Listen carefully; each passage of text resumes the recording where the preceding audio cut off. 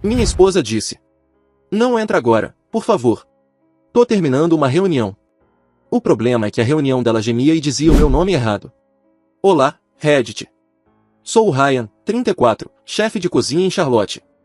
Trabalho com fogo alto, pedidos atrasados e gente que acha que tempero é opinião, então já passei por situações estressantes, mas nada se compara a ver a sua vida íntima virar delivery fora do horário. Tenho um cachorro, o Otis, que é recuperador profissional de sobras e especialista em olhar humano. Ele percebe quando a casa perdeu a receita. Fiquei parado no corredor com a caneca de café fria na mão. Pela fresta da porta, vi o abajur refletido no espelho e dois corpos que eu achava que tinham horários separáveis. Ela com a cara daquele negócio que tenta colar etiqueta nova numa cagada antiga, ele remexendo a calça como se recompor postura apagasse o som. Não pensei muito, avancei e dei um soco. Seco, direto, homem na cara do homem. Ele caiu tonto, sem muito drama, não é luxo, é consequência. Por um segundo, perdi a tal pose do homem moderno, aquela calma controlada que se espera, e percebi que, às vezes, a justiça pede algo mais bruto que etiqueta. Sai da minha casa, falei, a voz baixa que corta. Ele murmurou foi um erro, aquela frase pronta que é só pedido por favor mal encaixado. Erro é confundir vínculo com passatempo, retruquei. Agora vai. Ela não desabou. Respirou fundo, juntou o hobby com um cuidado mecânico, e foi embora sem olhar para trás. A porta bateu. Otis levantou, veio até mim e enfiou o focinho na minha mão como quem pergunta se tá tudo certo no quartel. Fiz carinho, senti que não ia virar novela. Nem queria humilhar. Queria a ordem. No dia seguinte, fui pro trabalho. O calor da cozinha ajuda a pensar com outra temperatura. A Melissa, do time, me olhou com aquele misto de pena e respeito. Tá tudo bem? Perguntou. Tô, respondi. Só realinhei uma pendência doméstica de madrugada. Passei o dia fazendo o que chefe faz quando o humor vira ingrediente, organizei.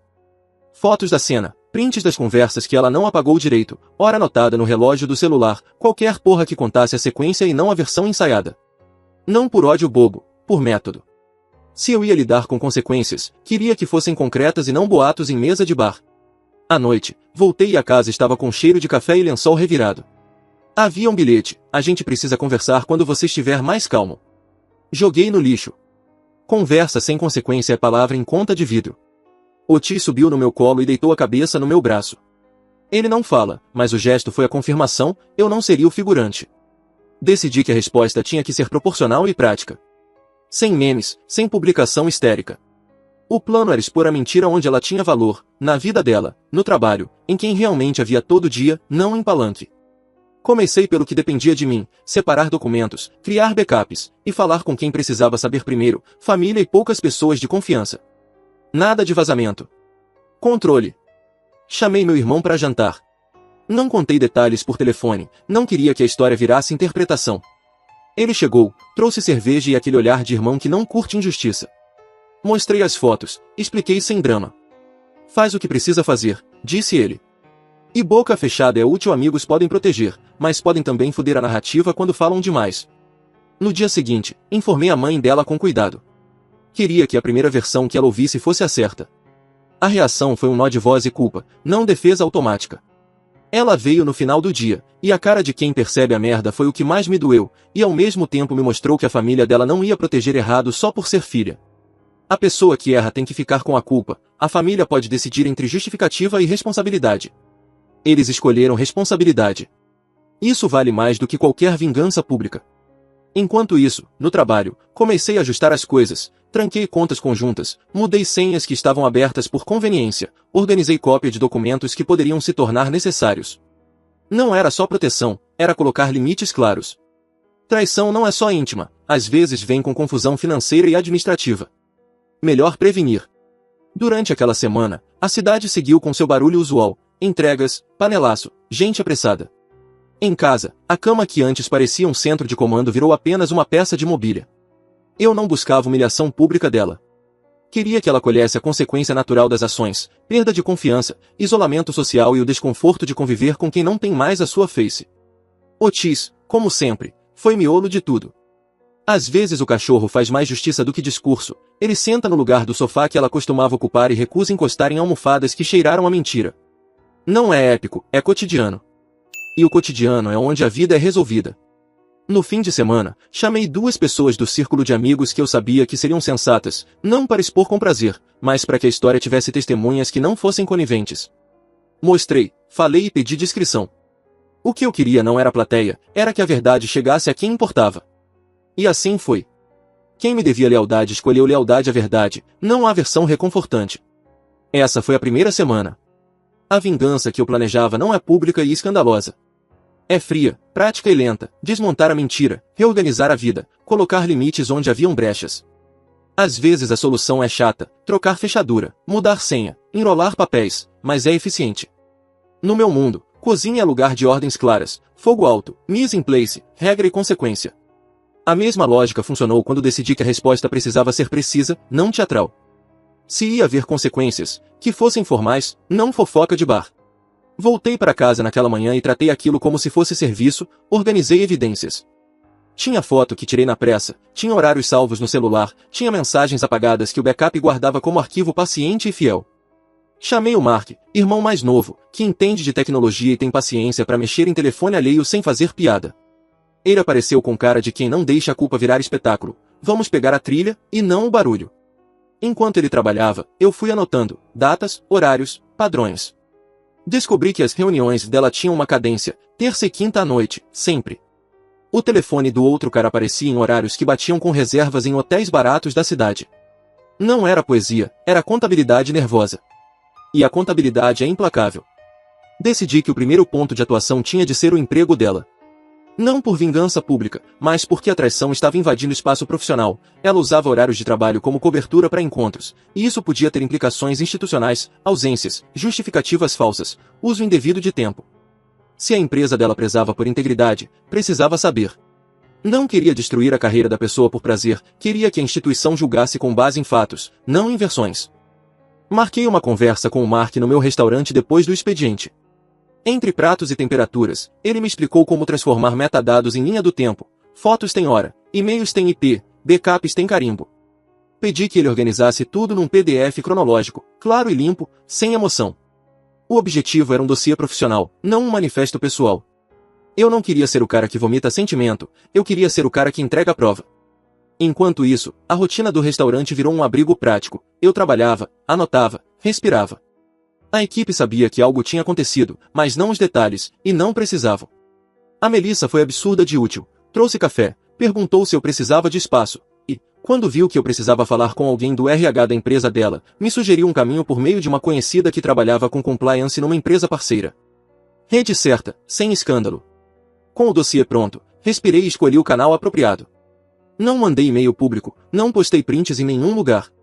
Enviei uma mensagem curtinha para a área de recursos humanos da firma dela, um e-mail formal, com anexo e um pedido objetivo. Há indícios de conduta que podem afetar a integridade do horário e imagem da empresa. Segue documentação para análise confidencial.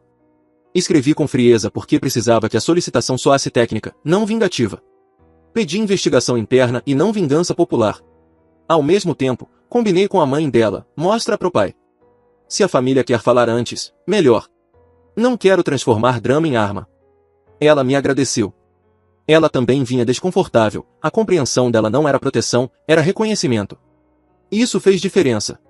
A família dela não iria tentar abrir retórica de vítima, pelo contrário, queria clareza. Enquanto os mecanismos institucionais engatilhavam, cuidei da segurança prática, tranquei a pasta de documentos que ela eventualmente podia acessar, alterei senhas de contas conjuntas e passei a guardar comprovantes bancários e extratos. Não fiz cena. Fiz precaução. Trabalho razoável, sem histeria. No restaurante, comecei a notar que certas coisas mudavam de tom, uns amigos em comum ficavam constrangidos quando eu passava, outros olhavam nos olhos e não diziam nada. Não pedi apoio nem proteção, só anotei quem se mantinha leal ao fato e não à fofoca. A lealdade, aprendi, não é sobre tomar partido imediatamente, é sobre não atropelar a verificação. A resposta do RH da empresa dela veio discreta 2 semanas depois, recebemos a documentação e abrimos investigação interna. Por favor, mantenha confidencialidade. Fez sentido. Eu não queria um linchamento social, queria que a instituição cumprisse sua parte. Integridade é uma palavra que funciona melhor quando aplicada por quem tem poder de formulário. Enquanto isso, o tal outro homem, que era do mesmo círculo de amigos de longa data, tentou se reinserir em rodas comuns, meio sem jeito. Vi ele num bar qualquer, rindo forçado. Não fui falar. Deixei que a rede social da cidade, não a internet, mas as pessoas, fizesse o trabalho soturno. Confiança se desgasta rápido quando a base é mentira. Amigos dele começaram a se afastar, não por raiva teatral, mas por efeito prático. Ninguém quer ser cúmplice de quem quebra vínculo sem remorso. Os dias foram passando e a investigação internalizou as consequências. Horários pediram justificativas, lobbies foram comprobatórios, e a empresa tomou medidas administrativas. Não foi espetáculo, foi processo. A integridade institucional começou a fazer o que eu não queria que a raiva fizesse, punir pela regra, não pelo prazer. No fim de uma dessas semanas, numa noite calma, sentei na cozinha, fiz um sanduíche e o Otis veio farejar com a paciência de sempre. Ele subiu no meu colo, voltou a deitar a cabeça no meu braço. Eu percebi que o plano funcionava porque não era impulsivo, era baseado em procedimento. Vingança de verdade, eu descobri, parece muito com trabalho bem feito. Não tem glamour, só resultado. Antes de dormir, revisei o que tinha feito e o que faltava, documentos organizados, família avisada, instituição acionada, amigos em silêncio. A próxima etapa seria a consequência moral pública, não feita por mim, mas pelo efeito natural das ações dela. E eu, por enquanto, só precisava manter a cozinha funcionando e o Otis comendo na hora certa. A vida tem mais pepitas de normalidade do que a gente imagina, e é ali que a retribuição melhor se assenta. A notícia começou a circular do jeito que sempre circula, ninguém fala diretamente, mas todo mundo comenta em voz baixa. As pessoas acham que silêncio protege, mas na verdade é só outra forma de fofoca. A empresa dela, que antes fingia que tudo era produtividade e reuniões motivacionais, agora tratava o caso como processo de revisão interna. Ela, por outro lado, fingia normalidade.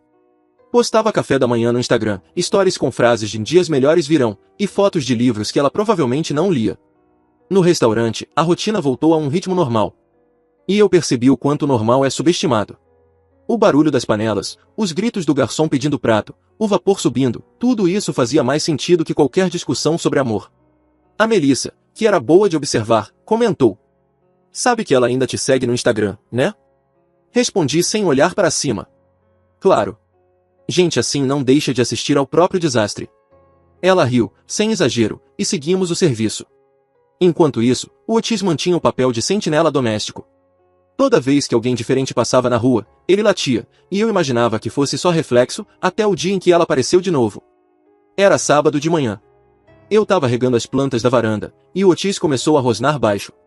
Quando olhei, lá estava ela, parada no portão com aquela expressão de "a gente precisa conversar" que todo traidor usa quando percebe que a história saiu do controle. Abri o portão, sem convite. "O que você quer?" Eu só queria explicar. "Então explica." Ela começou aquele discurso ensaiado de sempre, que errou, que se arrepende, que nunca quis me machucar. Eu fiquei encostado na grade, deixando ela falar. Às vezes o silêncio é o único jeito de uma pessoa ouvir o próprio absurdo. Quando terminou, perguntei: "E o que exatamente você quer que eu faça com essa informação?" "Eu só queria que você soubesse que eu tô sofrendo também." Sofrer é o mínimo. Todo mundo paga alguma conta. Ela baixou os olhos e ficou em silêncio.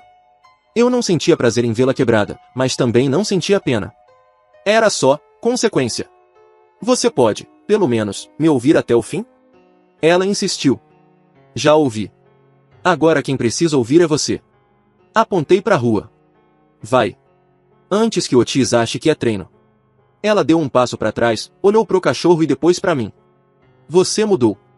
"Não. Só parei de te proteger de você mesma." Ela foi embora sem drama. O Otis latiu uma última vez, e o som pareceu encerrar alguma coisa que eu nem sabia que ainda estava pendente. Naquela noite, meu irmão apareceu com pizza e cerveja. A conversa girou em torno do restaurante, de futebol e do Otis, que agora fazia questão de sentar na cadeira dela. No meio da conversa, o Mark perguntou: "E agora?" "Agora nada. O tempo faz o resto." Ele deu um gole e assentiu. Não havia mais nada para discutir. Nos dias seguintes, a história ganhou corpo no círculo social. Gente que não falava comigo há meses mandava mensagem do tipo: "Fiquei sabendo, que absurdo, você não merecia isso." Eu respondia com um valeu e seguia o dia. Aprendi que empatia de gente distante é só curiosidade com boas maneiras. Aos poucos, o foco saiu dela e voltou para a vida. A empresa dela encerrou o caso de forma discreta, que é o eufemismo corporativo para culpada, mas queremos evitar escândalo. Ela perdeu o cargo de confiança e foi transferida para uma função interna, sem acesso a clientes. Eu não precisei mover um dedo. Só deixar o processo seguir. Um mês depois, encontrei o tal colega que tinha levado o soco, o amante arrependido. Estava em um bar, rindo com amigos, tentando parecer normal. Quando me viu, ficou rígido, e eu acenei de longe, sem ironia. Ele fingiu que não viu. E foi ali que percebi o quanto o desprezo silencioso pesa mais do que qualquer agressão. O Otis, como sempre, entendia o clima. Em casa, deitava no tapete, com aquele olhar de quem sabe que o perigo passou. A rotina voltou. Não havia mais plano, nem raiva. Só aquela sensação de que as coisas, mesmo quando quebram, ainda podem ser limpas. A vingança, eu percebi, já tinha acontecido. Não nas provas, não no e-mail pro RH, nem no soco. A vingança estava no fato de eu continuar com a vida em ordem, enquanto ela tentava parecer alguém que não era. As pessoas têm medo do silêncio. Principalmente quem vive de enganar. Ela não suportava o fato de que eu não reagia, não discutia, não procurava. Então decidiu fazer o que toda pessoa desesperada faz, controlar a narrativa. Começou pelas redes. Fotos novas, sorrisos forçados, legendas com frases sobre superar julgamentos e seguir o coração. Nada contra a terapia pública, mas o público costuma cobrar entrada quando percebe mentira. Um amigo em comum me mandou o print de uma postagem. Ela escreveu: aprendi que amar também é errar, e que às vezes as pessoas não entendem o que existe por trás de uma queda. Tradução livre: quero que me achem humana, não errada. Não respondi, nem em público nem em particular. A pior punição para quem quer manipular é não ter plateia. 2 semanas depois, a postagem mudou de tom. Virou indireta. Alguns homens acham que ferir orgulho é vingança. Mas esquecer também é forma de poder. Li, sorri e fechei o celular. O poder que ela falava parecia o tipo que se mede em curtidas, não em consciência. No restaurante, o assunto ressurgia entre mesas, sempre naqueles cochichos disfarçados. A Melissa, sempre prática, soltou um comentário enquanto anotava pedidos. Ela tá mesmo tentando inverter a história. Claro, respondi. Quem vive de mentira sempre tenta editar o final. Não era ironia. Era constatação. À medida que o tempo passava, a tentativa de reconstruir imagem virou um roteiro de erros. Uma colega dela, que eu mal conhecia, me mandou mensagem privada dizendo: acho que ela tá espalhando que você ficou obcecado e tentou acabar com o emprego dela. Só pra você saber. Agradeci, e foi só isso. A diferença entre mentira e acusação é o tempo. Uma desaba sozinha, a outra se desmancha quando encontra um fato. Deixei o tempo trabalhar. A empresa dela, que já sabia do caso, chamou o setor jurídico para revisar comunicações. O RH pediu depoimentos de colegas, e o castelo de areia começou a se desmanchar. Ela foi chamada para reunião de conduta, e o eufemismo do mundo corporativo sempre soa melhor que mentira documentada. Enquanto isso, minha rotina era previsível, o que, naquele contexto, era luxo. Trabalhava, cuidava do restaurante, levava o Otis para andar no parque, e dormia sem precisar revisar conversa nenhuma na cabeça. Um dia encontrei uma senhora, cliente antiga, que perguntou com inocência: e a sua esposa, moço? Não vejo vocês juntos faz tempo. Respondi simples. Ela pegou o caminho errado do GPS e ainda não voltou. A mulher riu, meio confusa, mas a conversa morreu ali. O tempo também arruma os curiosos. No final daquele mês, ela tentou o último truque, mandou mensagem para minha mãe. Disse que eu estava com raiva, que precisava conversar para encerrar o ciclo. Minha mãe respondeu que nenhuma terapeuta teria coragem. Ciclo não se encerra, minha filha. Ele quebra. Quando ela percebeu que nem a sogra estava disposta a comprar o drama, sumiu. Silêncio. De novo. Mas dessa vez, não por controle. Por falta de alternativa. O RH concluiu a investigação e a comunicou oficialmente: infração de conduta. Rebaixamento de cargo e suspensão de benefícios. Ela tentou alegar perseguição, mas tinha documento para tudo. Aquela foi a parte mais limpa da vingança, a parte onde a realidade faz o que precisa sem pedir aplauso. Otis dormia tranquilo, o restaurante ia bem, e eu comecei a rir de pequenas coisas. Não aquele riso amargo, mas o tipo que vem quando você percebe que sobreviveu. A Melissa percebeu e comentou: engraçado, você parece mais leve. Descobri que a vingança perde a graça quando a vida volta pro lugar. Ela deu de ombros e sorriu. Ou quando o outro lado ainda tá tentando apagar o fogo e você já tá fazendo sobremesa. Rimos. E o som do riso, simples, despretensioso, soou como um encerramento. Mas o destino, às vezes, gosta de testar a estabilidade das coisas. E a dela ainda tinha mais um capítulo para cair. Silêncio é coisa que incomoda quem precisa de atenção. Ela aguentou quase 2 meses antes de tentar de novo. Dessa vez, o retorno veio diferente, mais calculado, menos emoção, mais estratégia. Era a fase reputação em perigo. A primeira tentativa veio por mensagem, um texto longo, cheio de desculpas que começavam com um sei que errei e terminavam em mas você também. Apaguei sem responder.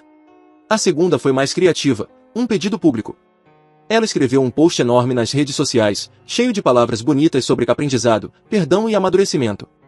Usou o tipo de linguagem que faz gente distraída achar que o autor virou poeta, quando, na verdade, só tá tentando limpar o próprio nome. O texto começava com ninguém é perfeito e terminava com espero que um dia o Ryan possa me perdoar. Meu celular não parava. Mensagens de amigos, colegas, até conhecidos do restaurante. Cara, você viu o que ela postou? Parece arrependida, hein? Você vai responder. Respondi uma única vez, pro meu irmão. Se arrependimento fosse limpeza, ela já podia abrir uma lavanderia. O resto, deixei no vácuo. O poder de não reagir é que o tempo faz o trabalho sujo sozinho. Mas ela não parou. Apareceu pessoalmente, um sábado, fim de tarde, o restaurante quase fechando. Eu tava no balcão contando caixa quando vi a sombra na porta. Otis, que fica deitado atrás do balcão, levantou na hora.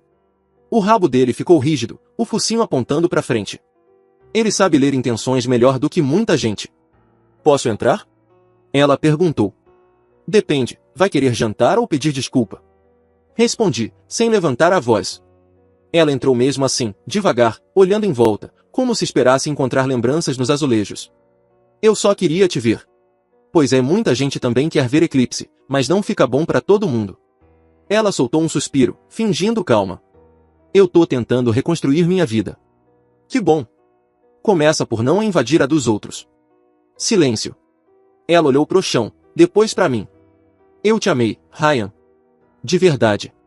Você amou o conforto, não a pessoa. A frase saiu simples, sem ódio. Só verdade. Otis rosnou baixo, e ela deu um passo para trás. Eu achei que você fosse diferente, disse. Fui. Até você me mostrar que ser diferente não compensa. Ela respirou fundo, pegou a bolsa e foi saindo. Na porta, virou e soltou. Você parece feliz por ter me perdido. Não, tô só aliviado por ter recuperado espaço para respirar. Quando a porta fechou, Otis voltou a deitar no tapete, e o barulho do freezer foi o som mais bonito da noite. A Melissa apareceu da cozinha, segurando o pano de prato.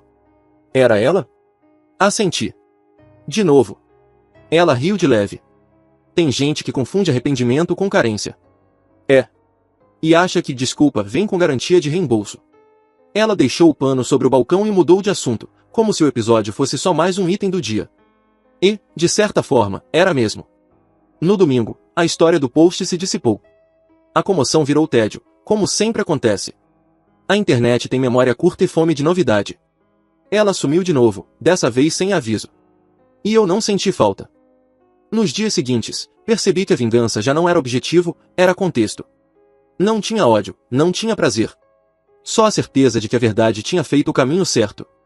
Ela estava pagando o preço mais caro de todos, o de ser desacreditada sem precisar que ninguém falasse por mim. Otis, fiel como sempre, dormia em paz. E eu comecei a perceber que, quando tudo volta pro silêncio, é sinal de que o pior já passou. A vida tem um jeito curioso de normalizar até o que parecia insuportável. 2 meses depois, percebi que ela tinha virado apenas um nome no histórico, um arquivo que não precisava ser aberto. O restaurante ia bem, o ritmo voltou ao ponto certo, e o Otis virou mascote oficial. Todo cliente que voltava queria saber se ele ainda fiscalizava a cozinha. Num fim de tarde, a Melissa apareceu com um envelope nas mãos. Chegou pra você, disse. Era uma carta. Sim, uma carta. Escrita à mão, o que já é quase crime federal nos tempos de WhatsApp. Abri por curiosidade, não por esperança. Dentro, um pedido de desculpas que soava como lição de redação de colégio. Preciso seguir em frente, aprendi muito, você vai ser sempre especial. Dobrei e guardei. No lixo. O mesmo destino das promessas que não valem reciclagem. À noite, sentei na varanda com uma cerveja. O ar tava leve, o som da rua misturado com o respiro do Otis ao meu lado. Ele olhava pro nada, mas parecia entender tudo. E foi nesse silêncio tranquilo que entendi que o contrário de vingança não é perdão. É indiferença. Eu não tinha mais raiva. Não tinha mais vontade de mostrar. Porque não havia mais ninguém para convencer. O tempo já tinha resolvido o que precisava, e o resto, sinceramente, não era problema meu. Um amigo perguntou outro dia se eu voltaria a confiar em alguém. Respondi que sim, mas com mais critério. Confiança não é dar chave da casa, é observar se a pessoa sabe fechar a porta. A traição, no fim das contas, foi só um corte profundo. Mas cicatriz é só pele reorganizada. E pele nova não dói mais. O Otis se mexeu, apoiou a cabeça no meu pé e soltou aquele suspiro pesado de cachorro satisfeito. Olhei para ele e disse: "Acho que agora a gente tá bem, parceiro." Ele abanou o rabo uma vez e fechou os olhos. E foi assim, sem discurso, sem drama, sem moral de rodapé, que a história acabou. Não com barulho, nem com perdão. Só com paz. E, honestamente, isso é tudo que eu precisava. Se você gostou desta história, não esqueça de hypar, dar o like, se inscrever no canal, compartilhar para os amigos, ativar o sininho e responder nos comentários de onde está vendo essa história. Seu apoio faz toda a diferença para o canal crescer. Muito obrigado por assistir. Minha namorada foi convencida pelos amigos dela de que eu estava traindo, sem nenhuma prova. Ela terminou comigo, e quando descobriu a verdade, eu já estava namorando a ex-melhor amiga dela. Agora, ela está furiosa. Beleza, Reddit, se prepare, porque essa história é completamente insana. E, sinceramente, eu ainda estou tentando processar tudo o que aconteceu. Isso se desenrolou ao longo dos últimos 6 meses e chegou ao auge na semana passada, quando minha ex perdeu completamente a cabeça. Pega a pipoca, porque essa aqui tem de tudo. Amigas tóxicas, confiança zero, jogadas calculadas e o karma mais doce que eu já presenciei. Tenho 28 anos, trabalho como engenheiro de software em uma startup de tecnologia aqui em Austin. Salário decente, tenho meu próprio apartamento, dirijo uma Tacoma quitada, vou à academia regularmente, vida de millennial bem padrão. Eu namorava minha namorada, vamos chamá-la de Madison, há 2 anos e meio. Nos conhecemos por amigos em comum em um bar no terraço. Ela era divertida, inteligente, trabalhava com marketing, e a conexão foi instantânea. Durante o primeiro ano e meio, tudo era realmente ótimo. Fazíamos as coisas típicas de casal, viagens de fim de semana para Fredericksburg, explorar novos restaurantes de churrasco em Austin, maratonar séries enquanto pedíamos comida tailandesa demais. Ela vinha para minha casa depois do trabalho. Cozinhávamos juntos, colocávamos música alta enquanto lavávamos a louça. Coisas normais de relacionamento. Eu realmente achava que tinha encontrado alguém sólido, sabe? Alguém com quem eu conseguia enxergar um futuro de verdade. Madison era do tipo que me surpreendia com café nas manhãs difíceis, que ria das minhas piadas horríveis, que usava meus moletons e nunca devolvia. A gente tinha uma brincadeira constante de quem encontrava o lugar mais estranho de tacos em Austin, e literalmente dirigíamos por 1 hora só para experimentar algum buraco de esquina que achávamos no Yelp. Eram bons tempos. Tempos simples. Até que as amigas dela começaram a se envolver mais. E por amigas, quero dizer especificamente aquele trio tóxico. Vanessa, Claire e Becca. Essas 3 eram melhores amigas da Madison desde a faculdade, e posso te garantir, são a personificação viva de todos os sinais de alerta possíveis. Vanessa já se divorciou 2 vezes antes dos 27, Claire troca de namorado como quem troca de roupa, e Becca não teve um relacionamento que durasse mais de 3 meses nos últimos 5 anos que Madison a conhece. Mas o detalhe é o seguinte, todas elas se comportam como se fossem especialistas em relacionamento. Vivem postando nas redes sociais sobre saber o seu valor, nunca se contentar com pouco e todo aquele papo de falso empoderamento, que, na prática, é só um código disfarçado para sabotar qualquer relacionamento saudável que as amigas tenham, para todas continuarem solteiras juntas. Vanessa trabalha como life coach, o que, traduzindo, significa desempregada com muito tempo livre no Instagram. Cobra $200 por hora para dizer às mulheres que seus namorados não prestam. Claire trabalha com imóveis e usa os open houses para conhecer caras, depois reclama quando eles não dão certo. Becca é bartender e acha que todo cara que deixa uma boa gorjeta está dando em cima dela. Um trio de vencedoras, né? A virada começou por volta do 18º mês do nosso relacionamento. Madison passou a passar muito mais tempo com as 3. As noites das meninas, que antes eram 1 vez por mês, viraram 2 vezes por semana, depois 3. E de repente, ela estava almoçando com elas todos os dias. Ela voltava para casa depois desses encontros e começava a questionar coisas que nunca tinham sido problema. "Por que você ainda tem o número da sua ex?", perguntou uma noite, do nada. Eu já tinha explicado várias vezes que minha ex e eu éramos amigos antes de namorar, que mantivemos uma relação cordial depois e mal nos falávamos. Talvez uma mensagem de feliz aniversário por ano. Isso nunca tinha incomodado Madison. Vanessa disse que homens só mantêm o número da ex se querem um plano reserva, continuou. Ah, então Vanessa disse. Que ótimo. Esse virou o tema de toda a discussão dali pra frente. Vanessa diz isso. Claire acha aquilo. Becca comentou outra coisa. Era como se eu não estivesse mais namorando Madison, e sim Madison e suas 3 madrinhas tóxicas vindas direto do inferno. Comecei a perceber outras mudanças também. Madison passou a checar meu celular enquanto eu estava no banho. Perguntava por que eu estava sorrindo pro telefone. Ficava estranha se eu mencionava o nome de alguma colega de trabalho.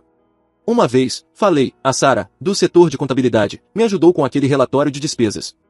Madison passou 20 minutos me interrogando sobre a Sarah. Quem é ela? Quantos anos tem? É bonita? Você almoça com ela? Sarah tem 55 anos, é casada, tem 3 filhos e parece uma avó. Mas claro, Madison, estou tendo um caso escandaloso com ela. Meu amigo Tyler, que conheço desde a faculdade, vivia me alertando. Cara, essas amigas dela são veneno, ele dizia nas nossas sessões na academia. Vão mexer com a cabeça dela até ela sabotar o que é bom, porque é isso que gente infeliz faz. Companhia. Tyler não costuma errar nessas coisas. O cara tem um sexto sentido para pessoas. Ele previu que minha ex antes da Madison seria maluca, 6 meses antes de ela provar que era. Previu que meu ex-companheiro de quarto ia me roubar 3 semanas antes de acontecer. O homem é tipo um profeta, só que especializado em bandeiras vermelhas de relacionamento. Mas eu achei que Madison fosse esperto bastante para enxergar as besteiras delas com o tempo. Quer dizer, ela tinha mestrado em comunicação. Certamente conseguiria se comunicar para sair de uma manipulação, certo? Errado. Tão errado. O verdadeiro problema começou em janeiro deste ano. Eu peguei um novo projeto no trabalho que exigia algumas horas extras. Nada absurdo. Só ficava até umas 7 ou 8 da noite em alguns dias, em vez das 6 de costume. Era uma grande aquisição de cliente, ótima para minha carreira, e Madison sabia disso. Ela até tinha dito que estava orgulhosa por eu ter sido escolhido para a equipe. O projeto era para uma grande rede varejista que queria reformular todo o sistema de gestão de estoque. Alta visibilidade, muita pressão, mas um potencial enorme para a empresa. Meu chefe tinha me solicitado pessoalmente por causa de um trabalho semelhante que eu havia feito no ano anterior. Era uma oportunidade que poderia impulsionar minha carreira. Mas, aparentemente, durante uma das noites das meninas, o trio tóxico plantou uma semente. Madison chegou em casa naquela noite por volta das 11. Tinha passado mais de 5 horas no apartamento da Vanessa e perguntou, você tem certeza de que está realmente trabalhando até tarde? Ou está fazendo outra coisa? Eu só olhei para ela. Do que você está falando? Você literalmente sabe desse projeto. Te mostrei o e-mail do meu chefe. Tenho te mandado mensagens o dia inteiro com atualizações. Claire diz que homens usam o trabalho como desculpa o tempo todo para esconder casos, ela disse, completamente séria. Ela disse que o ex dela fazia exatamente isso. Claire foi traída por todo cara que já namorou porque escolhe lixo, respondi. Talvez ela esteja projetando o gosto horrível dela em homens nos relacionamentos dos outros. Isso, claro, não caiu bem. Madison ficou na defensiva por causa das amigas, e tivemos nossa primeira briga de verdade. Ela me acusou de ser insensível com as preocupações dela. Eu apontei que as preocupações vinham de delírios paranoicos de mulheres que não conseguiam manter um relacionamento nem se a vida delas dependesse disso. Dali pra frente, foi só ladeira abaixo. Mas eu achei que ia passar. Não passou. Nos 2 meses seguintes, as acusações só pioraram, uma mais absurda que a outra. Eu trabalhava até mais tarde, devia estar traindo. Ia pra academia, devia estar encontrando alguém lá. Almocei com uma colega para discutir a logística de um projeto, claramente era um caso emocional. Parei no mercado a caminho de casa para comprar mantimentos, para quem eu estava realmente comprando? Numa noite particularmente insana, Madison me acusou de traição porque cheguei em casa com uma marca diferente de desodorante. Não porque ela achou suspeito. Não. Foi porque a Becca disse que homens só mudam os hábitos de higiene quando estão tentando impressionar alguém novo. Eu tinha comprado outra marca porque o HEB estava sem a que eu costumo usar. Só isso. Essa era toda a história. Mas, de acordo com a lógica gênio da galáxia da Becca, isso era prova de infidelidade. A parte mais absurda? Madison nunca me pegou fazendo nada suspeito. Nunca viu mensagens que não pudesse ver. Eu literalmente dei a ela a senha do meu celular no primeiro dia em que começamos a namorar. Ela nunca sentiu o perfume de outra mulher em mim. Nunca encontrou nenhuma prova de nada, porque simplesmente não havia nada para encontrar. Eu não estava traindo. Nem de longe. Eu só estava vivendo minha vida normal enquanto as amigas dela envenenavam a cabeça dela contra mim. Tyler me disse que eu precisava impor limites. Diz pra ela, ou elas, ou você, cara. Isso tá saindo do controle.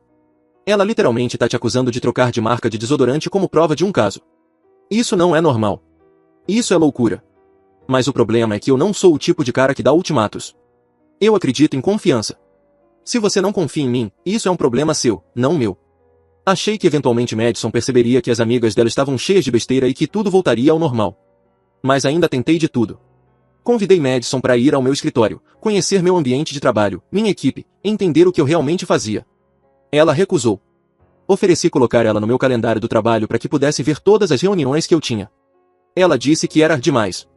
Sugeri fazermos terapia de casal para lidar com as questões de confiança dela. Ela disse que eu estava tentando fazê-la parecer o problema. Ou seja, ela queria continuar me acusando, mas sem fazer nada que pudesse provar que estava errada. Ótimo. Super saudável. Aí chegou março. A opção nuclear.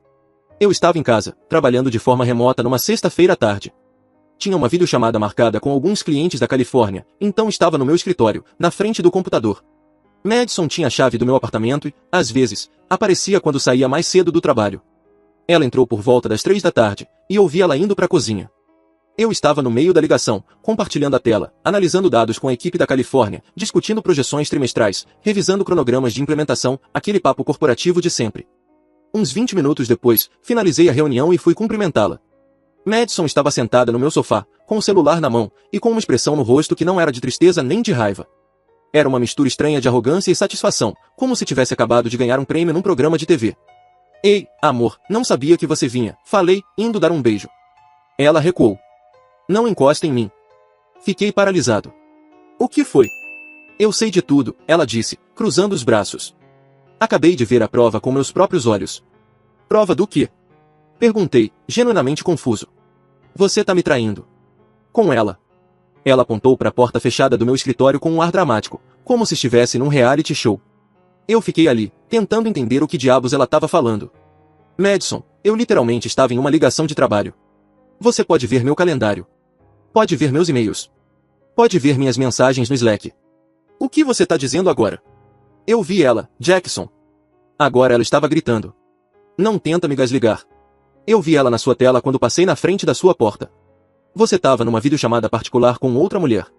Demorei um segundo para entender o que ela queria dizer. E então caiu a ficha. Durante minha ligação, uma das clientes, Melissa, da filial da Califórnia, estava com a câmera ligada. Estávamos revisando slides. Só isso. Literalmente só isso. Era uma reunião de trabalho com a equipe da Califórnia, expliquei devagar, tentando manter a calma. A Melissa é a responsável pelo cliente. Tinha mais 4 pessoas na chamada.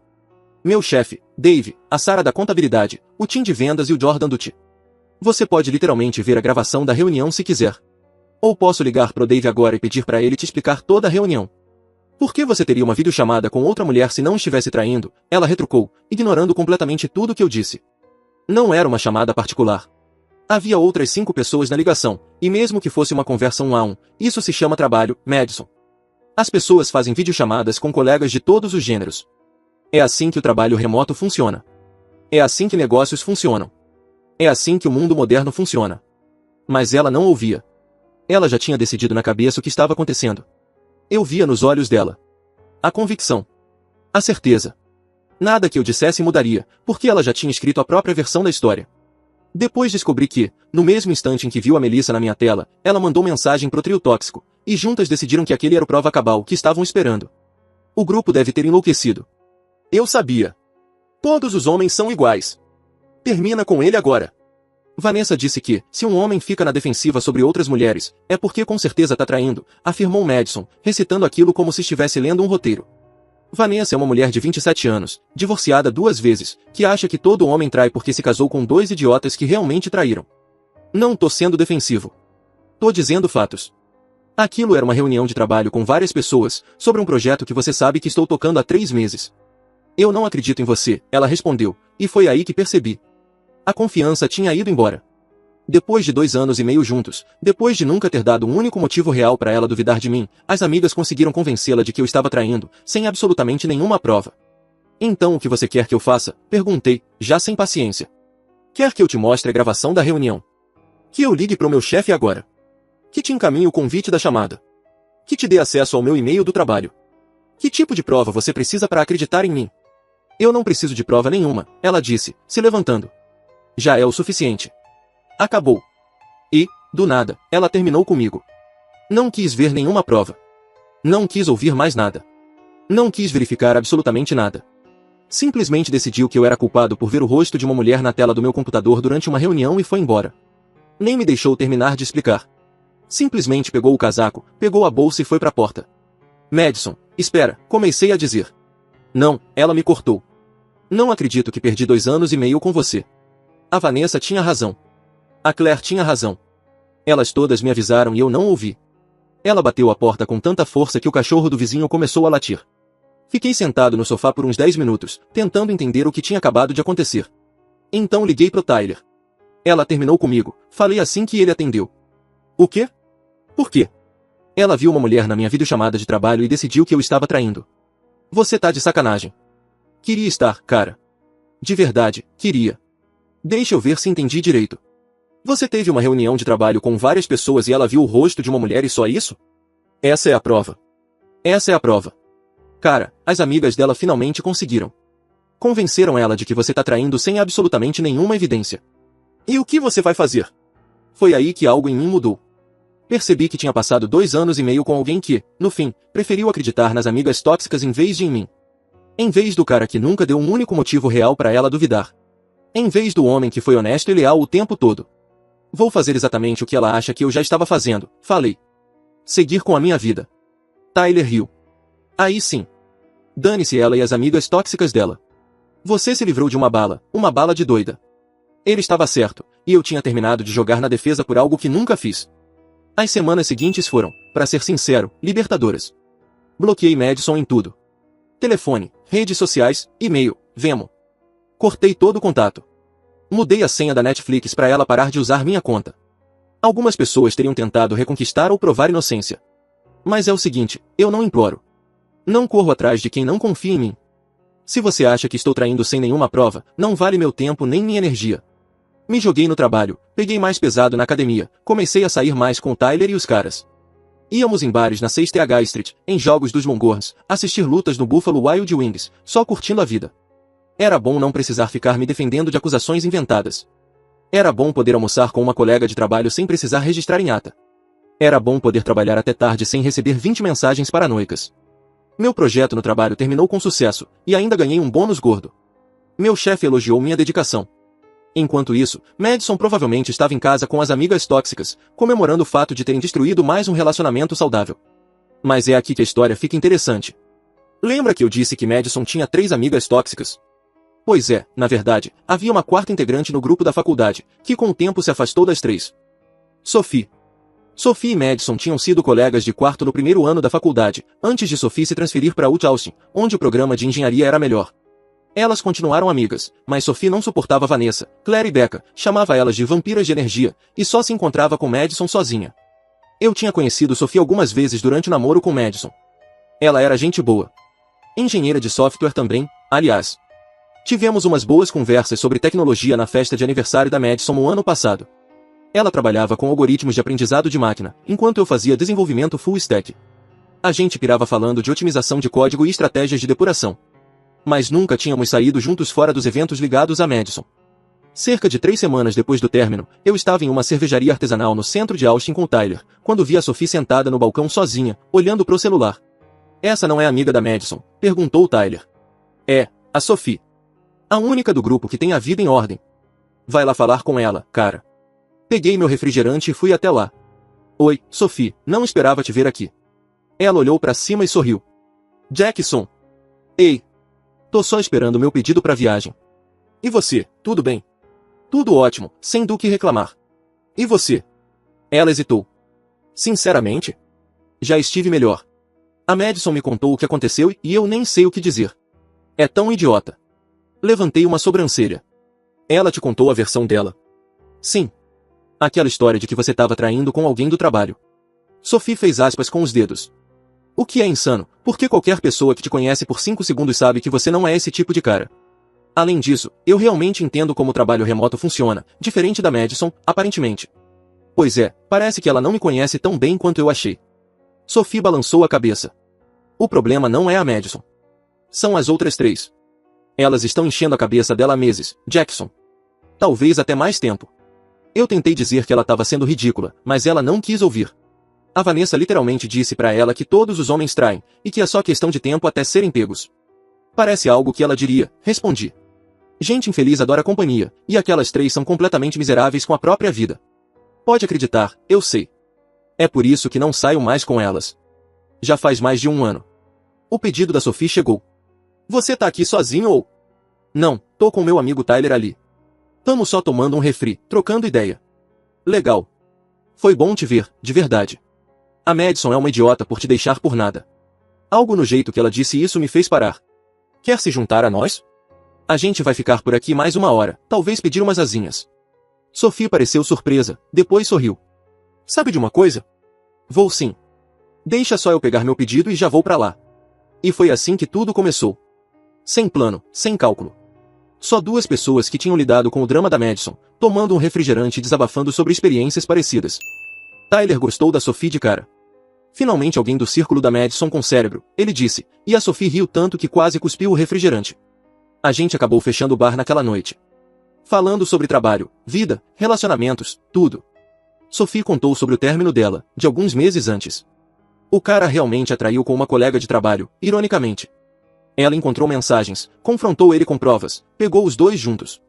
E ele ainda tentou gasligar ela. Ela terminou na hora e nunca olhou para trás. Essa é a diferença entre traição de verdade e o que a Madison te acusou, disse Sophie. Quando alguém tá realmente traindo, tem provas. Mensagens que não batem. Mudanças estranhas de comportamento. Mentiras que se contradizem. Mensagens apagadas. Celulares secretos. Você não tinha nada disso.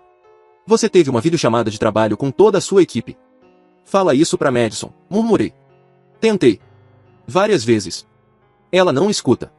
Aquelas três convenceram completamente ela de que você é o vilão dessa história. Provavelmente já fizeram ela acreditar que você tá por aí vivendo a vida de adúltero feliz. Trocamos números naquela noite. Não de forma romântica. Só como amigos que entendiam o que era lidar com o mundo da Madison e suas influências tóxicas. Começamos a trocar mensagens com frequência. Nada inapropriado. Só memes sobre código ruim, histórias de trabalho, falhas engraçadas de tecnologia. Ela me mandava vídeos de gatos derrubando coisas da mesa. Eu mandava artigos sobre novos framework de JavaScript. Aí o Tyler fez uma festa na casa dele, cerca de um mês depois do término. Ele me disse para convidar quem eu quisesse. Então eu convidei a Sophie. Ela apareceu de jeans e camiseta dos Longhorns, segurando um engradado de refrigerante artesanal, e se encaixou perfeitamente com o meu grupo de amigos. Ela não criou drama. Não fez joguinhos. Não tentou ser o centro das atenções. Apenas curtiu o momento. Gosto dela, disse o Tyler mais tarde naquela noite, enquanto pegávamos mais gelo na garagem. Ela é de verdade. Não tá jogando, não tá causando confusão. É uma pessoa sólida, que realmente tem a vida nos trilhos. Ela é legal, concordei. Sabe o que eu vou dizer? Não. Vou dizer mesmo assim. Você devia namorar ela. Balanhei a cabeça. Ela é amiga da Madison. Isso é pedir drama que eu não preciso agora. Madison terminou com você porque você teve uma reunião de trabalho com uma mulher. Dane-se a opinião da Madison sobre qualquer coisa. Além disso, a Sophie mal fala com ela hoje em dia. Não se veem há mais de um ano. Ele tinha razão. Mas eu não estava tentando namorar ninguém ainda. Estava curtindo ficar solteiro, sem precisar me defender o tempo todo, finalmente tendo paz e liberdade. Mas, nas semanas seguintes, Sophie e eu passamos a sair mais. Ela foi a um jogo dos Longhorns com a gente. Se divertiu à beça. Sabia todas as jogadas. Zoava os torcedores do time adversário. Almoçamos algumas vezes para conversar sobre um projeto de código em que ela estava trabalhando na empresa dela. Ela me convidou para um meetup de tecnologia em que daria uma palestra sobre mulheres na engenharia. Tudo aconteceu de forma natural. Fácil. Sem pressão. Sem expectativas. O momento em que percebi que gostava dela foi quando ela estava na minha casa me ajudando a depurar um código de um projeto pessoal em que eu estava mexendo. Um aplicativo de monitoramento fitness que eu estava desenvolvendo nas horas vagas. Ficamos horas nisso. A mesa da sala coberta de notebooks e energéticos, até que ela de repente encontrou o erro que me atormentava há dias. Você é um gênio, gritei, provavelmente acordando os vizinhos. Ela riu, deu uma dancinha da vitória pela sala e depois olhou para mim com um sorriso enorme. A gente faz uma boa dupla. E algo simplesmente clicou. Aquela mulher era inteligente, divertida, sem drama e, acima de tudo, confiava em mim. Ela nunca questionava onde eu estava ou com quem. Nunca me fazia sentir que eu precisava provar minha inocência por existir. Ela apenas confiava em mim. Que conceito maravilhoso. 2 semanas depois, a convidei oficialmente para sair. Levei-a a um restaurante italiano bacana no centro. Daqueles com velas que custam mais caro do que o pagamento da minha caminhonete. Deixei claro que aquilo não era só sair para comer. Era um encontro. Um encontro de verdade. Já estava me perguntando quando você ia me chamar, ela disse, sorrindo sobre a taça. Você podia ter me chamado, apontei. Podia. Mas eu queria que você tivesse certeza. Sei que isso pode ser complicado por causa da Madison e não queria que você se sentisse pressionado. Balanhei a cabeça. A Madison fez a escolha dela. Preferiu acreditar nas amigas tóxicas do que em mim. Isso é problema dela. E nós dois? Somos adultos. Gostamos um do outro. Não tem nada de complicado nisso. Mantivemos o relacionamento discreto no início, não por vergonha nem por estarmos escondendo, mas porque queríamos construir algo real antes da tsunami de drama inevitável chegar. Estávamos oficialmente namorando há cerca de 6 semanas, sem postar nada nas redes, sem grandes anúncios, quando a Madison descobriu. Aconteceu num evento de networking de tecnologia que tanto a Sophie quanto a Madison foram. Sophie não sabia que Madison estaria lá. Madison não aparecia nesses eventos há mais de um ano, tinha parado de se importar com desenvolvimento profissional. Mas lá estava ela. E, segundo a Sophie, no momento em que Madison a viu, veio direto na direção dela com aquele entusiasmo falso. Meu Deus, Sophie! Há quanto tempo? Não te vejo há séculos. Madison a abraçou como se ainda fossem grandes amigas. Como você está? Tô muito bem, na verdade, disse Sophie, tentando ser educada. Precisamos colocar a conversa em dia. Tenho tanto para te contar sobre o Jackson e tudo o que aconteceu. Você acredita que ele... interrompeu Sophie. Eu sei o que aconteceu. O Jackson me contou o lado dele, a verdade de verdade. Madison pareceu confusa. Como assim, quando você falou com o Jackson? A gente tem se falado há um tempo. Na verdade, estamos namorando. Sophie me contou que o rosto da Madison passou por uns 5 tipos diferentes de expressão em 3 segundos. Choque, confusão, raiva, traição, fúria, e depois aquele falso autocontrole que não chegava aos olhos. Você, tá namorando o meu ex-namorado? Tô namorando o cara que você terminou porque viu uma mulher numa reunião de trabalho por vídeo. Corrigiu Sophie. Uma reunião de trabalho que você se recusou a deixar ele explicar, porque suas amigas te convenceram de que ele estava traindo sem nenhuma prova real. Você tá falando sério agora? Você devia ser minha amiga. Eu sou sua amiga, Madison. Por isso mesmo tentei te avisar meses atrás que você estava sendo ridícula.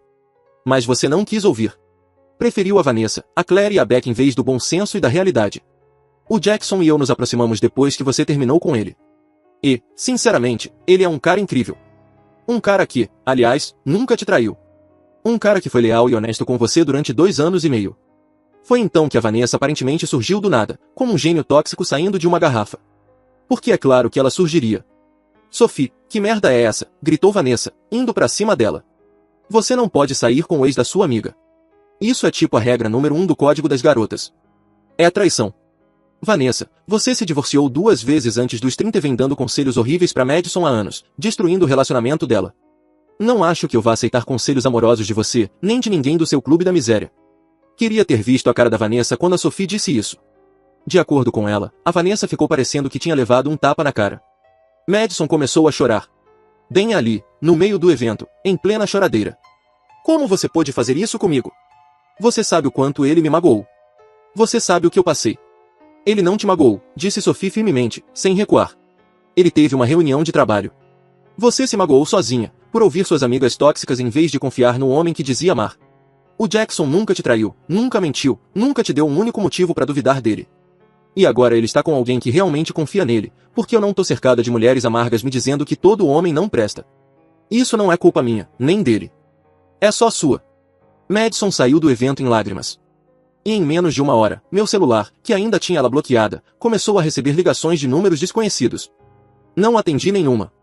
Aí o Tyler começou a receber mensagens das amigas da Madison, me chamando de todos os nomes possíveis. Manipulador. Predador. Narcisista. Gaslighter. Todo o dicionário de buzzwords. Cara, sua ex está surtando, disse Tyler, me mostrando o celular. A Vanessa tá te chamando de manipulador. A Claire disse que você é um predador que manipulou a Sophie. A Becca disse que você planejou tudo desde o começo. Elas perderam completamente o juízo. Deixa pensarem o que quiserem, respondi, sem me abalar. Eu sei a verdade. A Sophie sabe a verdade. E você também. Isso é tudo que importa pra mim. Mas o drama não acabou ali. Madison começou a postar indiretas nas redes sociais, sobre cobras na grama, amigas falsas que te apunhalam pelas costas e pessoas mostrando as verdadeiras cores. Enquanto isso, eu tava aqui vivendo minha melhor fase com a Sophie. Fazendo trilhas no Barton Creek nos fins de semana, cozinhando juntos, conhecendo novas cervejarias, tendo um relacionamento saudável de verdade, baseado em confiança e comunicação. Sophie e eu fomos a um jogo dos Longhorns e postamos uma foto juntos. Nada demais. Só nós dois sorrindo no estádio. As amigas da Madison começaram a comentar imediatamente. Uau, com emojis de caveira. Interessante, com emojis de cobra. Algumas pessoas não têm vergonha. Maturidade nota 10. O ponto de ruptura veio na semana passada. Eu estava no apartamento da Sophie, assistindo a um filme, quando a campainha tocou. Ela olhou pela câmera da porta e ficou pálida. É a Madison. Olhei o vídeo no celular dela. E lá estava Madison, parada na porta da Sophie, completamente descompensada. Cabelo bagunçado, maquiagem borrada, claramente chorando. Cambaleava um pouco, como se tivesse bebido. Não abre, falei. Mas Madison começou a gritar pela porta. Sophie, eu sei que você tá aí. A gente precisa conversar sobre isso. Sophie suspirou e abriu a porta, mas manteve a corrente de segurança. Madison, são 10 da noite de uma terça-feira. O que você quer? Quero que você termine com ele. Madison estava histérica agora, a voz trêmula. Ele é meu ex-namorado. Você não pode simplesmente namorar ele como se nada tivesse acontecido. É errado. É traição. Madison, você terminou com ele. Meses atrás. Sem nenhum motivo legítimo. Eu tinha um motivo. Ele estava me traindo. Foi aí que me levantei e fui até a porta, para Madison me ver pela fresta. Madison, eu nunca te traí. Eu estava numa reunião de trabalho. Com outras 4 pessoas. Inclusive meu chefe, o Dave. Quer que eu ligue para ele agora, às 10 da noite, para ele confirmar? Por que eu ligo? Tem o número dele aqui. O rosto da Madison desabou quando me viu. Você tá mesmo com ela? Você tá namorando a Sophie? Tô, sim. E ela é incrível. Ela confia em mim. Ela não me acusa de traição toda vez que falo com uma mulher. Ela não deixa as amigas tóxicas envenenarem a cabeça dela contra mim. Engraçado como um relacionamento funciona melhor quando é baseado em confiança em vez de paranoia, né? Isso é tão errado, soluçou Madison, escorregando pela parede do corredor como se estivesse num drama ruim de cinema. Você tá namorando minha amiga. Quer dizer, a ex-amiga que tentou te avisar que você estava cometendo um erro enorme, mas você não quis ouvir? Essa amiga? Aquela com quem você nem anda há mais de 1 ano. Sophie entrou na conversa. Madison, vai pra casa. Isso é patético, e você tá passando vergonha. Você fez uma escolha. Terminou com um cara bom porque suas amigas miseráveis te convenceram disso. Não coloca a culpa na gente por seguir em frente com a vida. Eu quero ele de volta, Madison gritou. Gritou mesmo, no corredor do prédio da Sophie, provavelmente acordando meio andar. Eu cometi um erro.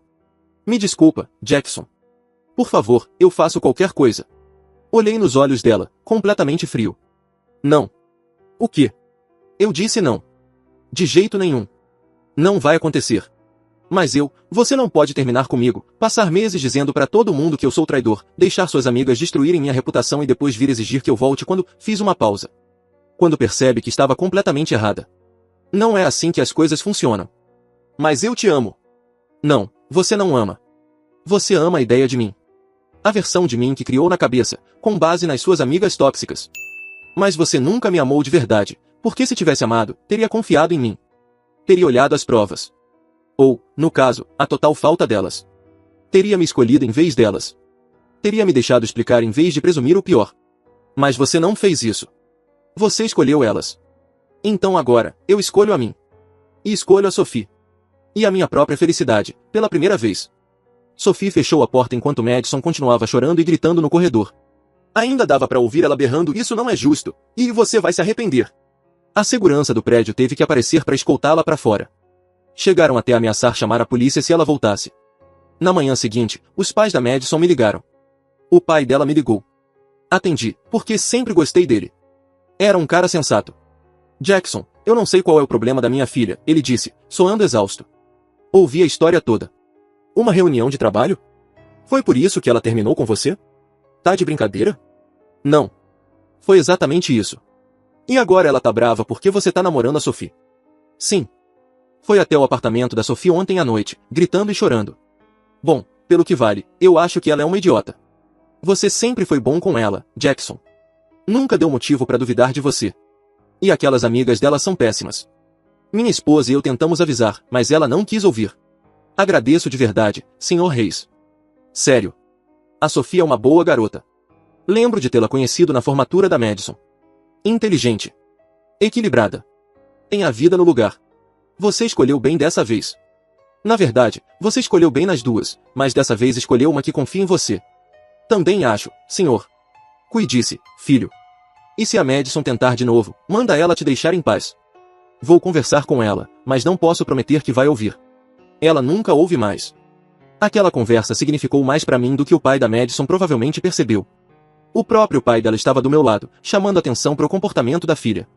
O que veio depois foi uma verdadeira loucura. Madison tentou me contatar várias vezes por celulares descartáveis. Reconheço a voz dela na hora e desligo. A mãe dela tentou adicionar a Sophie no Facebook, provavelmente para espionar. O trio tóxico começou a deixar avaliações de 1 estrela na página da minha empresa no Google, até que o RH se envolveu e ameaçou processar por assédio.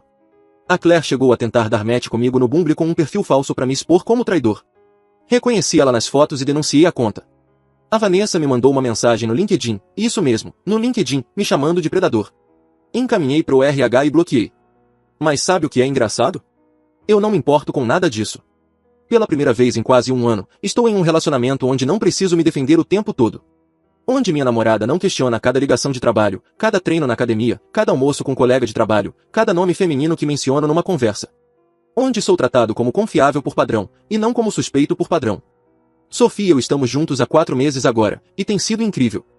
No mês que vem, vamos morar juntos, na verdade. O contrato dela tá acabando, e meu apartamento é maior. O Tyler tá animado, porque a melhor amiga da Sophie da pós-graduação é solteira e aparentemente curte caras que levantam peso, então ele já tá planejando encontros duplos. É isso que é um relacionamento saudável, disse Tyler no fim de semana passado, enquanto ajudávamos a Sophie a empacotar o apartamento. Sem drama, sem acusações, sem amigas tóxicas. Apenas 2 pessoas que realmente gostam e confiam uma na outra. Que conceito revolucionário. Pelo que ouvi por aí, Madison finalmente começou terapia. A terapeuta aparentemente disse para ela que as amigas eram influências tóxicas, e que ela precisava trabalhar em suas questões de confiança e aprender a estabelecer limites. Ela continua solteira, o que não é surpresa, porque, incrivelmente, quando você acusa as pessoas de trair sem nenhuma prova, a fama se espalha no meio dos relacionamentos. Os caras comentam. Vanessa, Claire e Becca continuam solteiras, continuam miseráveis, continuam postando frases pseudo-empoderadas no Instagram sobre rainhas e padrões, enquanto destroem sistematicamente qualquer relacionamento à volta delas. Algumas pessoas nunca aprendem. Aposto que já estão ocupadas destruindo o relacionamento saudável de outra pessoa. Se você gostou desta história, não esqueça de hypar, dar o like, se inscrever no canal, compartilhar para os amigos, ativar o sininho e responder nos comentários de onde está vendo essa história. Seu apoio faz toda a diferença para o canal crescer. Muito obrigado por assistir.